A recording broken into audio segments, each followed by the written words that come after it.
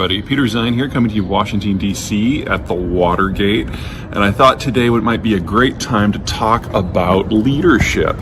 Now, I'm going to do a whole series of these while I'm in town, and you'll be seeing them over the next couple of weeks. But I wanted to start with the issue of the day, and that is Chairman of the CCP, Xi Jinping, in China, is currently in the middle of his party congress that happens every 5 years. And the debate in the China-watching world is whether he's going to make himself president for a third term or just dictator for life. Xi Jinping, what he does is kind of besides the point. He already is a dictator for life. So the trappings of how he decides to justify or advertise that are really kind of irrelevant, and it's more important to look at the structure of China at this moment, how he fits into that. China's a tough place to govern. It's a huge country with a massive amount of geographic diversity, and even though the Han supermajority is over 90% of the population, the regions are so distinct that there's a lot of identities even within the ethnicity. North on the Yellow River, you've got the North China Plain, which is where about half the Chinese population lives, and it has always been tight in the grip of Beijing. In the south, you've got the cities from Shanghai going down to Hong Kong, which have always been a little secessionist and more integrated with foreign zones, especially when it comes to their food supply. So they've always had their own identity.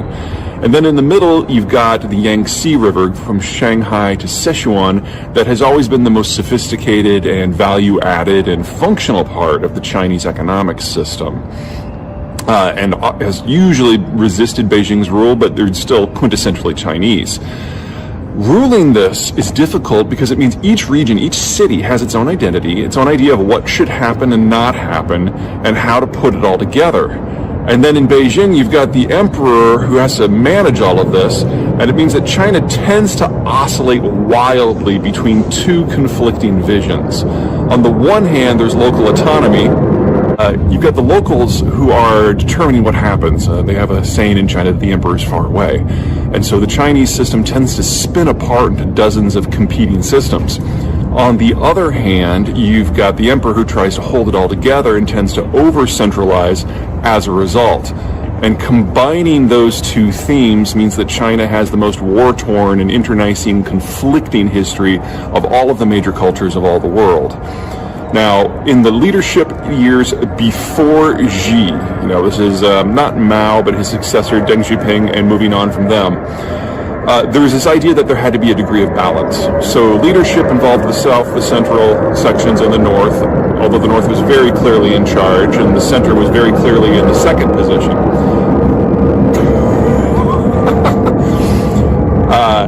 But by the time we got to Xi, the decision was made that it's time for somebody who can represent all the regions, and Xi was brought in as kind of a compromise candidate, and then he took over. In his first 5-year terms, it was a massive, what he called an anti-corruption campaign, but it was really a purge of all the competing power centers throughout the party and throughout the system. And whether you had a different view of what China should be or how to get there, you were kicked out. And if you were a local regional power boss, you were brought to heel. In the second 5-year term, Xi went after everyone who agreed with him to make sure that no one was capable of independent thought in his area. And that has made him the most isolated world leader on the stage right now, arguably the most isolated in Chinese history, and he's now more shut off from everything and all sources of information than even the Kim dynasty of North Korea. And so we are seeing catastrophic policy decisions being made in economics and trade with COVID and security. And for the bureaucracy, you kind of go one of two ways. Option number one is you are a true believer, and you think that Xi is the second coming, and so when you see him say something, you snap to and do your interpretation of it in the most zealotous way you can come up with.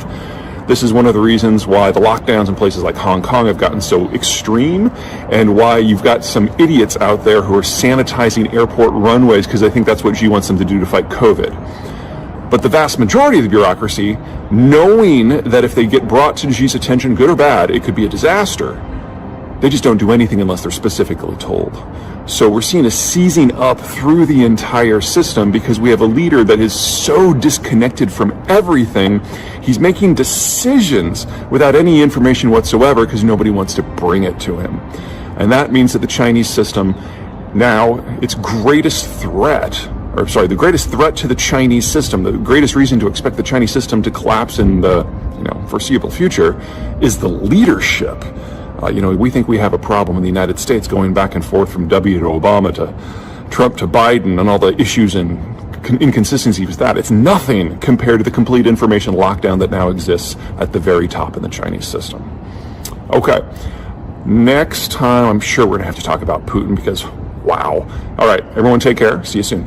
Hey everyone, Peter Zeihan here, still in DC, coming to you from the Kennedy Center. We're talking about leadership, and the next person I wanted to talk about is Vladimir Putin. Now, ruling the Soviet system / Russian system isn't nearly as much of a challenge as you might think. Yes, you've got billions of restive minorities.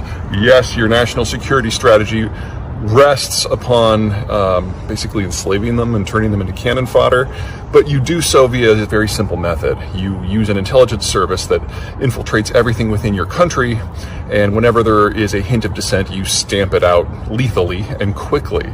And when you have a system like that, you basically base your government on information control, and as long as a security apparatus is functioning, you can then press gang the entire population to do whatever you want. It's not particularly efficient from an economic point of view, but Russia has existed for nearly 4 centuries in its current form, more or less, and it put into position a kind of strategic stability within the country that is fairly durable. Now, the Putin government is the successor of a coup that happened in the Soviet Union in 1982. At that point, in 1982, the KGB basically overthrew the other factions within the Soviet ruling coalition within the Communist Party. And so Andropov, Chermyrdin, and Gorbachev were all heirs to that legacy, and Putin is the inheritor of that legacy. Now you combine that concentration of power with the collapse of the educational system in the Soviet system around 1986, with the country's demographic collapse, and it means that the total elite throughout the entire Russian system is only about 130 people, and Putin has had 23 years to basically purge it down to the people that he feels he can trust. So if Putin were to slip in the shower and fall into some duct tape and sit in a chair and throw himself into a pool, we probably wouldn't have any serious policy changes because everybody who's left is more or less on the same page. Okay, so with an elite that is that concentrated and that small, the capacity to manage the entire system is limited. Now, this isn't quite as bad as it is in China. I mean, China's a one-man show now, and even if Xi Jinping were the smartest person on the planet, he still wouldn't be able to micromanage everything in the system, and that's why we're seeing the policy ossification and cracks forming throughout the entire Chinese system. That's not that bad in Russia. But Putin has had to reach out to manage this system by aligning with other factions. At one point, there was a bunch of technocrats like the former finance minister Kudrin, but more reliably, he's partnered with organized crime. This is one of the reasons why the Russians have proven to be so troubled in cyberspace until very recently. So you've got this concentration of power, which urges corruption, that is partnered with organized crime, which loves corruption. And as a result, the whole system is cracking apart. Putin himself